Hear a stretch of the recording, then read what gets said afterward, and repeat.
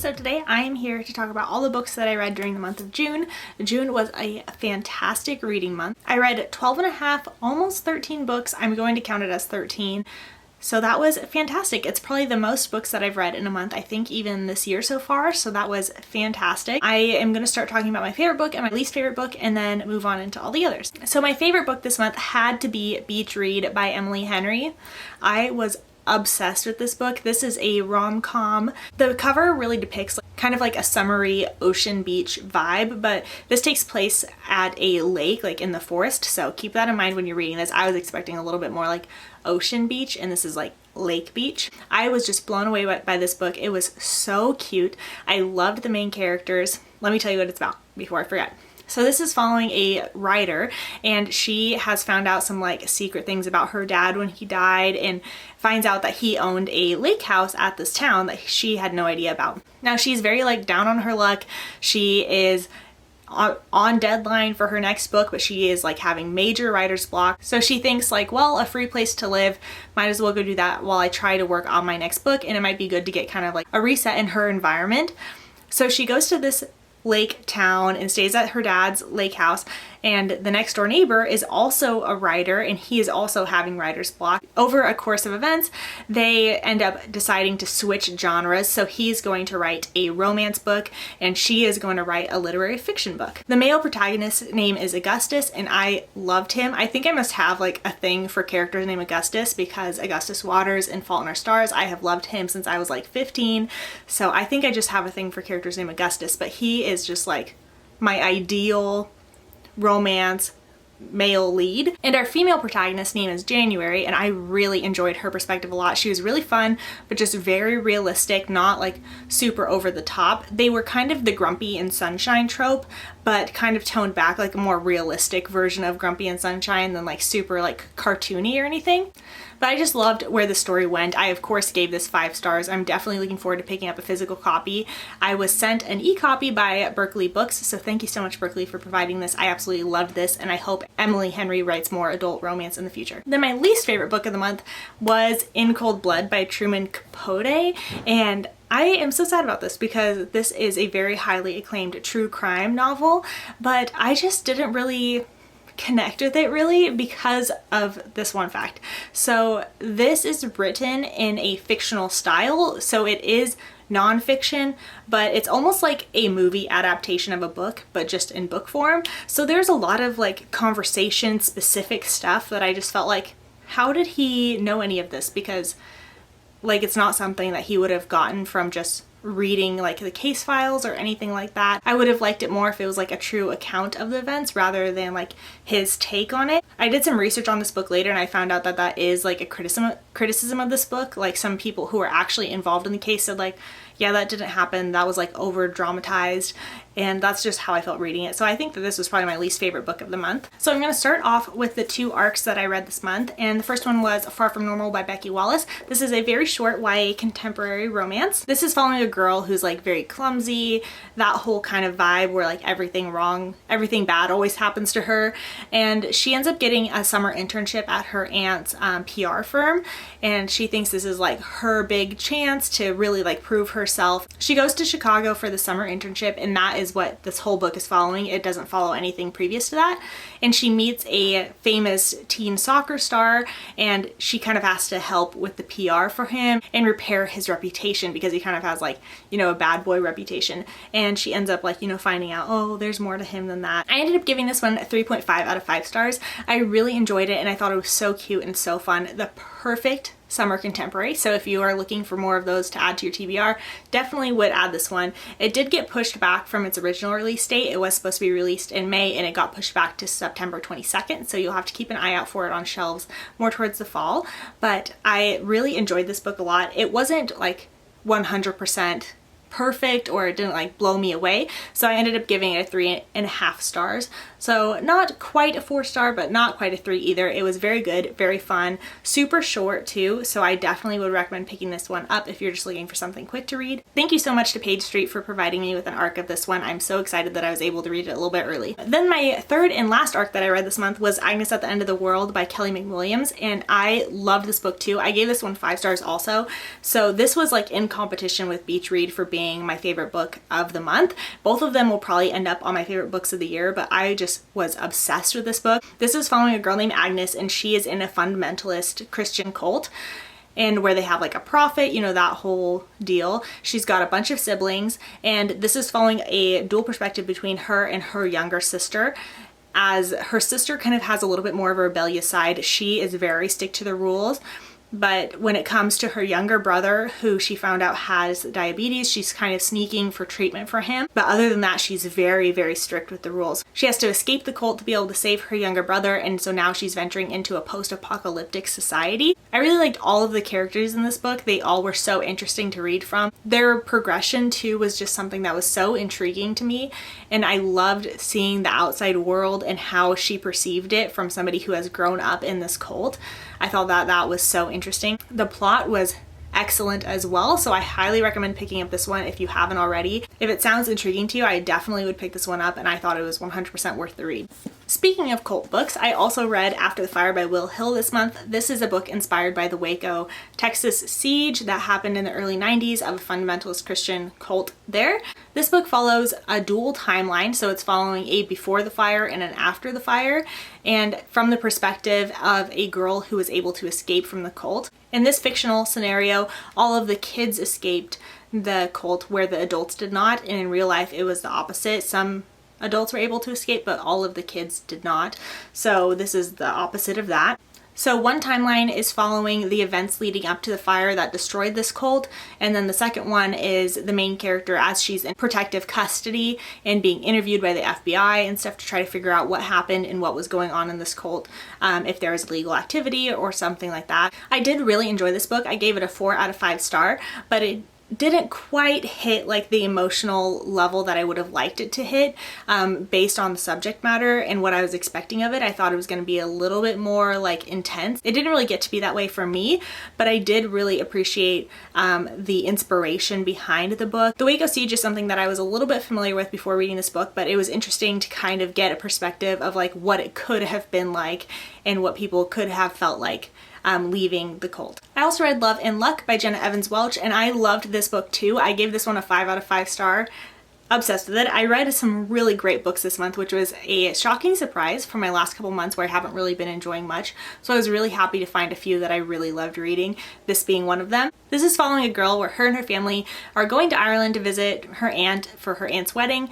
And basically their plan is that after the aunt's wedding is over, her and her brother are going to fly to Italy where her best friend is living, which is the girl from Love and Gelato, and spend some time there. A whole wrench gets thrown in their plans, and she ends up staying in Ireland and really exploring that, which I really enjoyed. I am so excited for Jenna Evans Welch to continue on with these series. They're just so much fun. They are the only travel novels that I have even remotely enjoyed. And as somebody who loves travel, and I love travel to Europe, I haven't been to Italy or Ireland, and both of these books made me want to go to both of those places.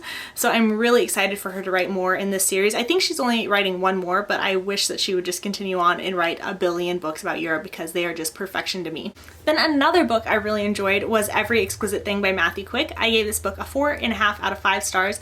I really enjoyed this one a lot. I thought it was going to be a 5-star for the majority of the book, but just a little here and there kind of thing kind of dropped it down from being absolutely perfect in my opinion. I previously read Forgive Me, Leonard Peacock by Matthew Quick, and that was like one of my favorite books of the year I read it. So I was really excited to read more books by him, and hopefully I would have like multiple by him I really loved, and I'm glad to say that is the case. This is following a girl, and she's kind of been like the perfect daughter, doing everything that her parents want, doing everything perfectly for her soccer team. She's the star player, all that kind of stuff.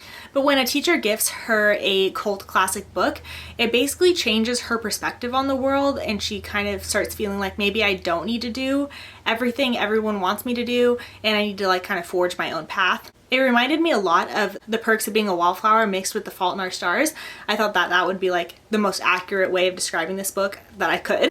The one thing that I didn't really enjoy about this book was while she's on her path of like self-discovery, I guess you could say, I just felt like it got too extreme at some points where it's like, yes, of course you want to live your life the way that you want to live it, but you also want to be considerate of other people's feelings. And in this book, it just felt like she did not care about anybody else other than herself. It was just like what she wanted. And I didn't really like that very much. I wish it would have been pulled back just a tiny bit to be a little bit more balanced in her viewpoint, because I think sometimes you do have to think about people other than yourself in some circumstances, and I didn't really get that from her character. Then I read Prodigy by Marie Lu. This is the second book in the Legend series. This is a dystopian YA series that came out in like the 2010 era of dystopian, and I love dystopian, so let me preface it by saying that. I am enjoying the series, but it just really weirds me out a lot because the two main characters are 15 years old. They're 15 in the first book, 15 in this one, and there's just like a creepy thing about it. It makes me feel uncomfortable. This book is following two main characters, Day and June. They're both 15, as I mentioned. And in this book, Day has a love triangle thing going on with June, who's also 15, and then with a girl named Tess, who's like 13.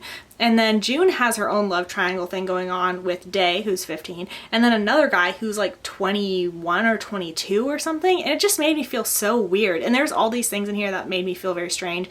I gave it a 4-star because I tried to separate that from the rest of the book. If they had been 17, I wouldn't have had any issues with most of the stuff in this book, but just being that they're so young made me feel very uncomfortable. But other than that, I did enjoy the story. I think it's a fun dystopian book, definitely one I'll be continuing with, and I'll just be pretending like they're not 15. Then I read Seconds by Bryan Lee O'Malley. This is a graphic novel, and I've had this one on my shelves forever. I ended up giving this one a 4 out of 5 star as well, so I enjoyed this one, but it wasn't like my favorite. I still like Snot Girl and Scott Pilgrim better than I like this one. His humor is still great. I love his sense of humor. This one is following a girl who's a chef. She has her own restaurant, but she wants to open up a new one. And so that's kind of the story of this, but there's some mysterious kind of stuff happening. She finds out how she can erase her past mistakes, and it ends up being like a butterfly effect kind of thing. So I don't really like that kind of premise just in general. It's not something that appeals to me. Anything that's like magical realism where it's like mostly real world with just like a touch of fantasy, I just don't vibe with that, and that's what the case was with this one. So I did like the art style, I did like the story for the most part, and I did like his sense of humor, but everything else I just was kind of like, take it or leave it on it. Another book I read was The Ballad of Songbirds and Snakes by Suzanne Collins. This is the prequel novel to The Hunger Games, and this is following President Snow as he's a teenager, and it's the 10th annual Hunger Games, and he gets to be a mentor. So in this world, basically they're assigning all children from the capital to be mentors for the different kids in the districts. I gave this one a 4 out of 5 stars, so I did enjoy it. It wasn't my favorite. I did like the original trilogy better. However, it was actually better than I thought it was gonna be. I know it was a major concern for a lot of people in the community about whether or not she was gonna portray him to be like a hero and then like be sympathetic towards him or what. I don't think she did that at all. I think she did a great job at making you see his past and like recognize like, okay, he's been through some things that are not great, but then you don't really feel like bad for him. He's also not a likable character in my opinion. I thought he was very frustrating, and he is very self-serving and just selfish all around. I thought it was really interesting to see how his experiences with his tribute affected his relationship with Katniss, and I could see exactly what happened there, and I thought that that was so interesting. Another thing I thought was really interesting was how close this world in the capital was to our real world. Like the Hunger Games in this book are just basically a football arena, and they just throw the kids in there with some weapons and like, oh, go kill each other. Where there was like no tech at all. There's lots of places like there was no cameras, they couldn't see what was happening. There's tons of times like that. They basically could only see like where like the football cameras, like where the cameras normally would be. That was like the only view they had. I thought that that was so interesting to see how it has progressed like throughout the years, and I'd love to see like more check-ins throughout, like maybe the quarter quell next, like the first quarter quell. I would love to see those. I hope she comes out with more of these. I do think that it was very not pleasant for me to read that President Snow's name was Coriolanus. I know that's like a Shakespeare thing, but I just hate it. And why is the two, like there's 3 main characters I guess, and 2 of them, both of their names end with anus. And I don't understand the point of that. I hate I hate it, really. I really hate it actually a lot. Then I read Verona Comics by Jennifer Dugan. This book I gave a 3 out of 5 star. I did enjoy this one, but it didn't blow me away or anything like that. This is following 2 teenagers after they meet at a Comic-Con. The boy's dad basically owns like the giant comic store where all the indie comic stores hate their company, and then the girl's parents own a small indie comic store. While that is the plot of this book, I was kind of sad that it didn't play a bigger part. They do spend some time at the comic store and stuff. The main focus of the book was definitely mental health. Our main characters are Jubilee and Ridley, and Ridley struggles a lot with his mental health, and so it's mostly about how Jubilee is trying to help him through it, while he also needs to kind of learn for himself how to deal with his problems. And so that is the main focus of this book. I wish that it had been set more inside the comic store than it was, but it still was an enjoyable read. Just know going into it, it's not like a fun fluffy contemporary. It's definitely more on the heavy side. Then for the half book that I read this month that I'm actually counting as a whole book, that would be An Enchantment of Ravens by Margot Roberson. I finished this book just a little bit into July, but I had read the majority of it in June, so I'm counting it. This was a reread for me. I gave it 5 stars upon the reread as well. I love this book. It is so whimsical and just like fluffy and just like makes you feel happy when you read it. This is following a girl who lives in a town outside of the Fae lands. She is an artist, she paints portraits. In this world, the Fae are not able to create like basically anything. They can't cook, they can't sew, they can't write, they can't paint, nothing like artsy. They can't do any of it. It will literally like kill them if they try to do any of this. So they really rely on the human village to provide them with these different services. And she is a portrait artist, and a very famous one at that. So she paints portraits of the Fae. But after she kind of does like a big no-no, like really against the Fae rules, she ends up getting like whisked away into the Fae lands and has to like go to stand for trial. But it's basically her journey with the Autumn Prince, who was the one that she like kind of sinned against. And it's really more so a story about their relationship and their journey through the Faelands than anything else. And I just love this book. The descriptions are so lush and vibrant and whimsical, and I just love everything about it. It's definitely not one for everyone because I know a lot of people don't like it, but it's a very short fantasy, like a fluffy, fun one. So if you're someone who doesn't like contemporary but wants something to kind of break up some deeper fantasies, I definitely recommend this one. It's very fun, very quick, and very fluffy. Then the final book that I read during June was Just Mercy by Bryan Stevenson. This is a book written by a lawyer, so Bryan Stevenson, and he has worked on a ton of cases of Black men who were convicted to death or life imprisonment, maybe wrongfully so. He also works with minors who are convicted to life imprisonment and tries to get them a lesser sentence. And I just thought that this book was so incredible. His story is just amazing. All the work that he put into his career and seeing how it like started from the ground up was just so interesting. I've had this one on my TBR for a year, I guess now, for more than a year. I went and saw Justice Sotomayor, who is part of the Supreme Court in the United States, at Book Expo last year. Actually, she was having like an event, so I went and saw her speak there, and somebody asked her like, what was a book that you read recently that really impacted you, and she said Just Mercy. So I've had this on my TBR since then, and I'm really glad that I got around to it. Definitely a very powerful story and one I'd recommend. Hello, so I was just editing this video and I realized I forgot to talk about one of the books that I read this month. So I also read Into the Wild by Jon Krakauer, and I also did not like this one. I think if I had remembered about this one when I was filming this video, this would have been my least favorite book of the month. I just didn't really connect with it. It's a nonfiction book about a kid who basically like abandons all material possessions, and he's like gonna live off the land, and he goes into Alaska. He's like, I'm gonna live here as long as I can, just like in the woods. And then he eventually dies because he was not like prepared at all. I think he was there for about 3 months and nobody really knew about him because he was like kind of transient lifestyle.